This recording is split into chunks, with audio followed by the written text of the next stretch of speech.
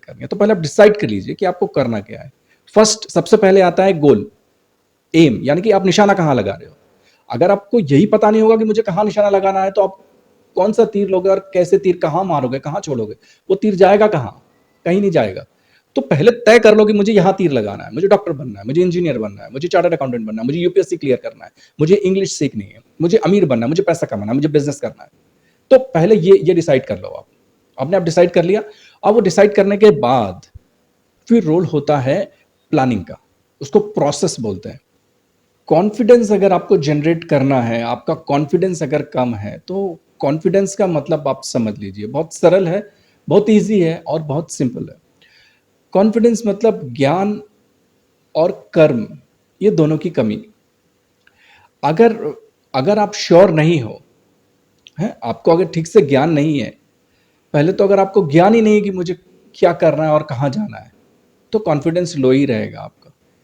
तो पहले आप ज्ञान ले लीजिए कि मुझे इंजीनियर बनना है, मुझे डॉक्टर बनना है, मुझे चार्टर्ड अकाउंटेंट बनना है, मुझे एडवोकेट बनना है, मुझे बिजनेस करना है, या बिजनेस में भी मुझे प्लास्टिक मोल्डिंग या फिर कोई प्लास्टिक मोल्डिंग चेयर्स का मैन्युफैक्चरिंग करनी है, बाल्टियाँ हैं उसकी मैन्युफैक्चरिंग करनी है, या किसी मैकेनिकल इंजीनियरिंग इक्विपमेंट है कोई, हाँ, जैसे कंप्रेसर हुआ, पंप्स हुआ, वाल्व्स हुआ, उसकी मैन्युफैक्चरिंग करनी है। ये क्या करना है आप वो तय कर लीजिए। पहले तो आप डिसाइड कर लीजिए आपको करना क्या है।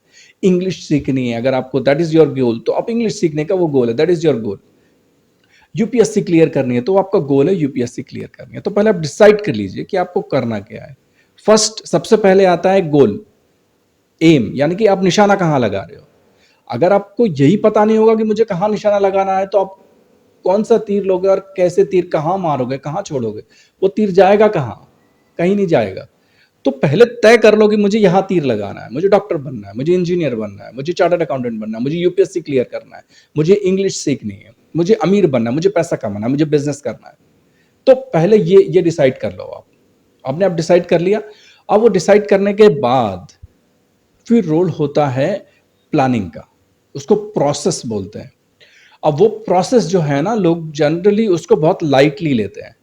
बहुत इंपॉर्टेंट है। आपने एम सबसे पहले डिसाइड कर लिया, और एम तक पहुंचने के लिए जो कंप्लीट जो स्टेप्स हैं, वो कंप्लीट प्रोसेस है। जैसे आपको रोटी खानी है? तो रोटी इज द मेन गोल या मेन एम। तो रोटी खाने के लिए सबसे पहले आपको क्या करना पड़ेगा? सबसे पहले करना पड़ेगा, चलिए आप, अगर आपके घर में आटा है गेहूं का, तो गेहूं का आटा निकालिए। हम वहां से शुरू करते हैं जहां से नॉर्मल शुरू करते हैं। तो गेहूं का आटा निकालिए, कैसे गूंदते हैं वो सीखिए।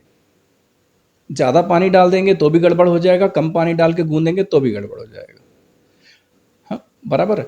कितना नमक डालना है, ज्यादा नमक डाल देंगे तो भी गड़बड़ हो जाएगा, कम नमक डालेंगे तो भी रोटी सही नहीं बनेगी।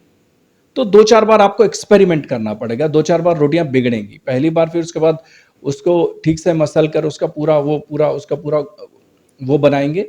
हैं, और वो उसके बाद बनाने के बाद फिर रोटी बेलना शुरू करेंगे आप, तो वो हो सकेगा पूरा इंडिया का मैप बन जाए। गोल नहीं बने, कम से कम 10 बार, 20 बार, 30 बार, 40 बार, 50 बार आप फेल होंगे, लेकिन अगर आप ट्राई करेंगे, जो ट्राई करता है वो फेल होता ही है, उसमें कोई दिक्कत की बात नहीं है। It's part of process. ऐसा कोई दुनिया में बच्चा पैदा नहीं हुआ है जो चलने से पहले गिरा ना हो, या जिसके घुटने छिले ना हो। और जिसके घुटने नहीं छिलते वो चलना कभी सीखते नहीं है, ये आप ध्यान रखिए।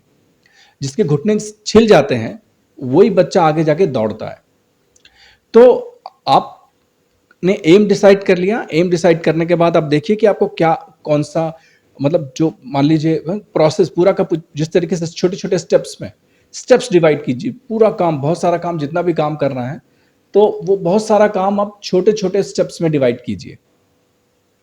छोटे छोटे स्टेप्स में डिवाइड कीजिए सारा काम, और डिवाइड करने के बाद पूरा प्रोसेस, जैसे मैंने आपको बताया एग्जांपल दी कि रोटी बनाने में, तो वो उसमें आटा निकालना, आटा गूंदना, आटा गूंदने के बाद फिर वो बेलना, छोटी छोटी लोई बनाकर उसको बेलना, फिर तवे पर सेकना, ये पूरा प्रोसेस हुआ, तब जाके आपको रोटी मिलेगी। तो दैट इज द प्रोसेस।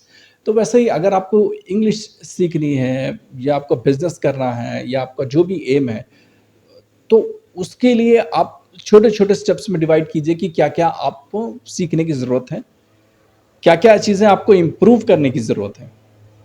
कुछ चीजें आपको ऑलरेडी आती होंगी, तो जो चीज़ें आपको आती होंगी, उसको थोड़ा-सा इम्प्रूव करना पड़ेगा और कुछ चीज़ें आपको नई ऐड करनी पड़ेंगी। जो आपको नहीं आती, वो आपको सीखना पड़ेगा।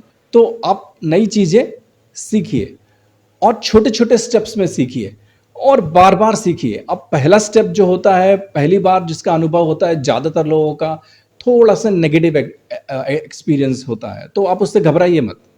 पहली बार अगर कोई चलने की कोशिश करेगा तो लड़खड़ा के गिरेगा ही या लड़खड़ाएगा। ये इट्स नॉर्मल, इट्स ह्यूमन। तो आपको अगर पहली बार में कुछ चीज़ समझ में नहीं आती है या पहली बार में आप कर नहीं पाते हैं, तो कोई बात नहीं, हड़बड़ाइए मत, डरिए मत। आप दोबारा वो चीज़ कीजिए, उसको समझने की कोशिश कीजिए, तीसरी बार समझने की कोशिश कीजिए, चौथी बार समझने की कोशिश कीजिए और बार-बार कीजिए। जब 10वीं बार, 15वीं बार आप करने की कोशिश करेंगे, समझने की कोशिश किया करेंगे और अगर नहीं आए तो थोड़ा-सा ब्रेक लीजिए। 2 दिन, 4 दिन, 5 दिन का ब्रेक लीजिए और फिर कीजिए। फिर 2-3 दिन, 4 दिन का ब्रेक लीजिए, फिर कीजिए। मैं आपको 100% गारंटी देता हूँ, आप ये ट्रिक फ़ॉलो करेंगे, कितने भी कुछ भी हो, कितना भी डिफ़िकल्ट से डिफ़िकल्ट सब्जेक्ट हो, कितना भी डिफ़िकल्ट से डिफ़िकल्ट एम हो, आप उसको अचीव कर सकते हैं। क्योंकि वो 3 बार, 4 बार, 5 बार आपने जब उसको ट्राई किया, तो पहले आपके लिए वो नया था। लेकिन 4-5 बार जब उसके बाद जब आप ट्राई करेंगे, तो वो आपके लिए 100% नया नहीं होगा। है ना? तो जो 100% एकदम से नया नहीं होगा, तो आप उसको फिर आप थोड़ा-सा समझने लगेंगे और वो सब्जेक्ट भी आपको थोड़ा समझने लगेगा। चाहे मार्केटिंग हो, चाहे बिज़नेस हो, चाहे इंग्लिश लैंग्वेज हो, चाहे कुछ भी हो, जो आपको जो भी करना, जो भी आपका एम हो, वो आप एम को भी समझने लगेंगे, उसका प्रोसेस भी समझने लगेंगे और वो प्रोसेस और वो एम भी आपको समझने लगेगा। ये टू वे, दोनों वे फिर कम्युनिकेशन शुरू हो जाएगा। और उसके बाद शुरू हो जाएगा मैजिक। मैजिक यानी कि आप ग्रेजुअली आपकी मंजिल की तरफ पहुँचने लगेंगे और आपको फिर मज़ा आने लगेगा और जब आपको काम करने में मज़ा आने लगेगा, पढ़ने में मज़ा आने लगेगा या वो तैयारी करने में मज़ा आने लगेगा, उस यात्रा में मज़ा आने लगेगा, तो समझिए I mean you have one the war, आप जीत चुके हैं। फिर आपको कोई नहीं हरा सकता, है ना? Thank you so much.